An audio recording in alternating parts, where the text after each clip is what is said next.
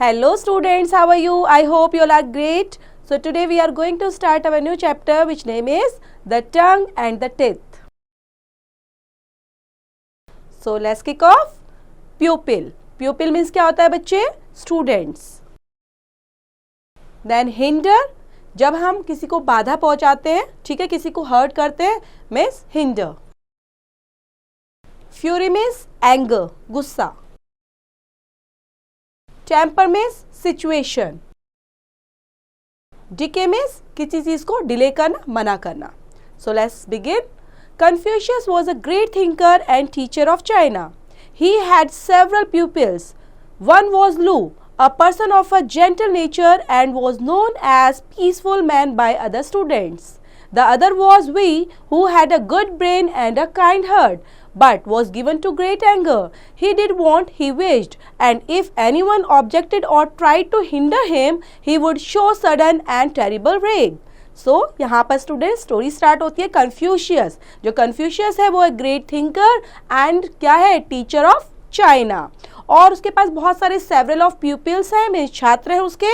उसमें से one name is लू. और लू कैसा है, जेंटल नेचर, और उसको जाना जाता है peaceful man by other students. और अदर का नेम क्या है, एक वन मोर स्टूडेंट है जिसका नाम है वी, दिस वन. यस, और फर्स्ट वाला कौन सा था, Lu. Okay, so they are two students. Second one is Wei and who had a good brain and a kind heart. लेकिन प्रॉब्लम क्या है, but was given to great anger. Anger means बच्चे गुस्सा. और क्या है, he did what he wished and if anyone objected और tried to hinder him. वो जो चाहता है उसको वो चाहिए. अगर कोई भी उसको रोकने की कोशिश करता है, उसके काम में बाधा डालने की कोशिश करता है, he would show sudden and terrible रेग. तो क्या करता है, अचानक से बहुत गुस्सा दिखाता है और एक अपना अलग से ही एटीट्यूड शो करता है. वन डे लू एंड वाई हैपेंड. क्या स्टार्ट कर देते हैं बच्चे, क्वेरल. क्वेरल मीन्स होता है उनके बीच में झगड़ा हो जाता है किसी स्मॉल मैटर को लेकर, झगड़ा.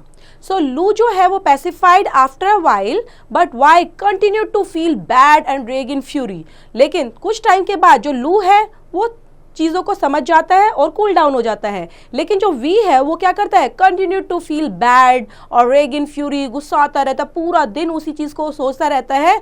जो वी है वो नोटिस करता है that he blood from his mouth and he was scared if he was all right. और क्या सोचता है कि मैं ये चीजें उसको बता सकता था, पूरा ठीक कर सकता था, उसको ये बोल सकता है. तो इस तरह से वो पूरा टाइम अपने माइंड में इन चीजों को घुमाता ही रहता है ना, रोटेट करता रहता है.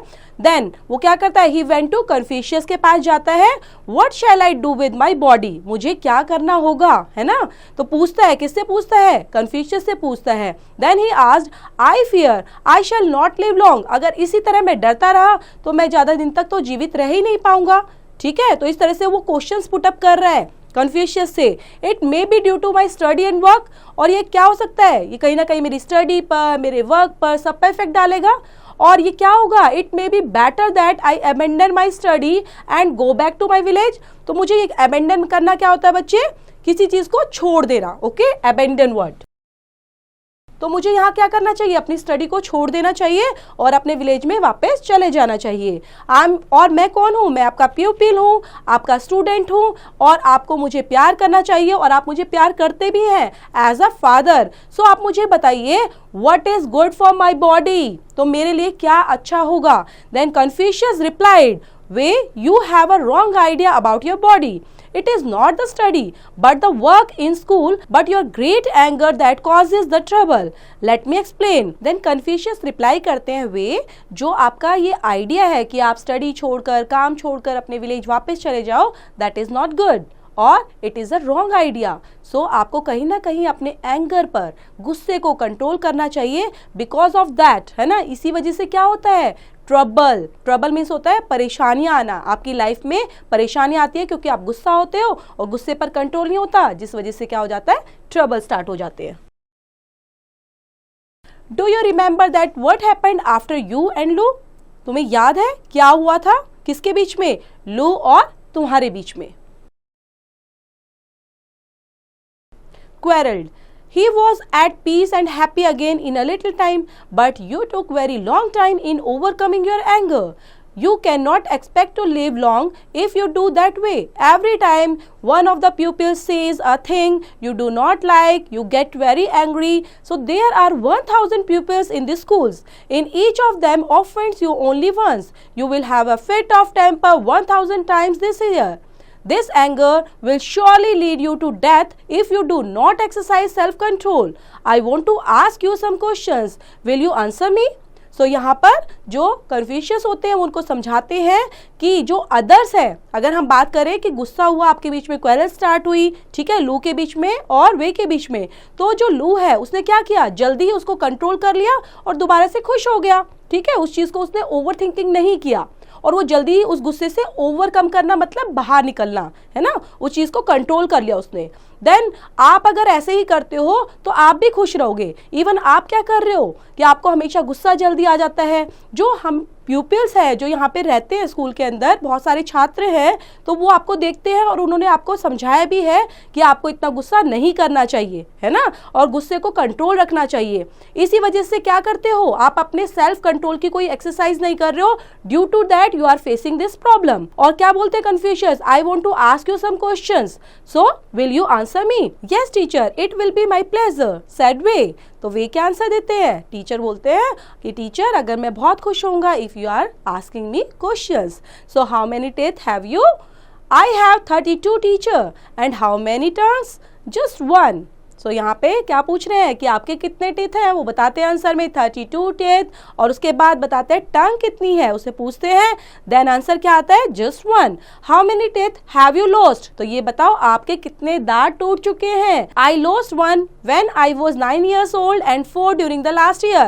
And your tongue is still perfect. Oh yes, do you know my father who is quite old? Yes, I know him well. So उसके बाद बताता है वो क्या आंसर रिप्लाई करता है जब उससे टंग की पूछी जाती है, बताता है 1 है, और पूछते हैं कि आपने टीथ कितने लॉस्ट किए हैं। Then he replied कि I lost 1 when I was 9 years old और 4 during the last year. और जब पूछा जाता है एंड योर टंग, अगर आपकी टंग की बात की जाए, is it still perfect? Yo yes, है ना, तो हमारी टंग जो है वो परफेक्ट ही है। सो आपको पता है my father who is quite old, जो मेरे फादर हैं वो अब बूढ़े हो चुके हैं। Yes I know him well, हाँ मैं उनको अच्छे से जानता हूँ। How many teeth do you think he had at your age? I don't know. How many has he now? 2 I think, but his tongue is perfect though he is very old. So उसके बाद वो बात करते हैं कि कितने जो teeth है, डू यू थिंक जब आप उनकी एज में आओगे तो कितने टीथ होंगे? तो बोलते हैं आई डोंट नो, नहीं पता मुझे तो। और how many has he now, और अब उनके कितने हैं? सो 2 I think, वो सोचकर बताते हैं शायद उनके 2 ही टीथ रह गए हैं। But his tongue is perfect, जो उनकी टंग है वो अभी भी परफेक्टली वर्क कर रही है, ठीक है, even he is old. So you can see that the teeth are lost because they are strong. They wish to crush everything. They are hard and hurt the tongue many times, but the tongue never hurts the teeth. Rather, when the teeth ache, the tongue tries to soothe the pain, and in the end, the tongue endures while the teeth are the first to decay. The tongue is flexible. It is also peaceful and gentle with the teeth. It never grows anger and fight them even when they are in the wrong or when they hurt it. It always helps the teeth do their work. It preparing your food, although the teeth never help the tongue, and they always resist everything.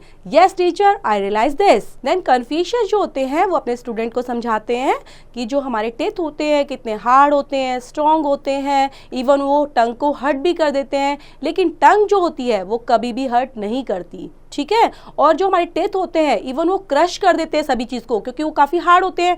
Crush करना क्या होता है बच्चे? किसी चीज़ को जब hardly press किया जाता है, ठीक है, हम उसको दबा सकते हैं हार्डली, तो means you are crushing it.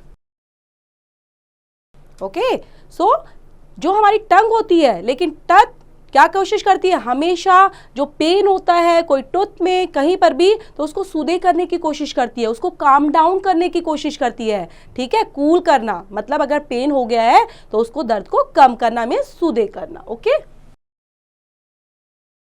तो इसी तरह वो समझाते हैं कि जो टंग होती है काफ़ी फ्लेक्सिबल होती है, पीसफुल होती है, जेंटल होती है, तभी तो क्या कर रही है, हेल्प कर रही है। इवन वो 1 है, लेकिन जो टिथ है वो हमेशा हर्ट करते रहते हैं, लेकिन जो हमारी टंग है वो अपना प्रॉपर वर्क करती है। इवन हम बोलते हैं, खाना खाते हैं, हर चीज में हमारी टंग हेल्प करती है।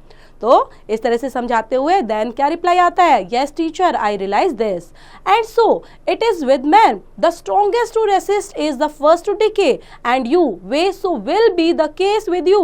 You have already shown a sign of decay when you blend from the mouth. If you want to live long and happily, you have to learn the great lesson of self-control, Confucius said affectionately. Then Confucius उसको समझाते हैं कि same जैसे tooth और टंग का, ठीक है, role play है, तो सेम वैसे ही मैन का भी होता है। जो strongest to resist is the first to decay. सबसे पहले हमें कहीं ना कहीं अपने गुस्से को, अपने एंगर को कंट्रोल में करना आना चाहिए, ठीक है। और अगर हम उसको कंट्रोल कर पाएंगे देन आप हैप्पीली और एक लिव लॉन्ग लाइफ जी पाएंगे, है ना। तो ये ग्रेट लेसन है सेल्फ कंट्रोल का। तो कन्फ्यूशियस उसको बहुत प्यार से, अफेक्शनेटली उसको प्यार से समझाते हैं और देन वो रिप्लाई करते हैं यस में, ठीक है। तो this is the end of the chapter बच्चों। आई होप आपको समझ में आया होगा, इसको समझेंगे और काफ़ी मोटिवेशनल चैप्टर है, कहीं ना कहीं एग्जाम्पल देकर जो आपको समझाया गया है, दिस इज वेरी ग्रेट, ठीक है। तो इससे रिलेट करती हूँ एक्सरसाइज बच्चे, डू योरसेल्फ।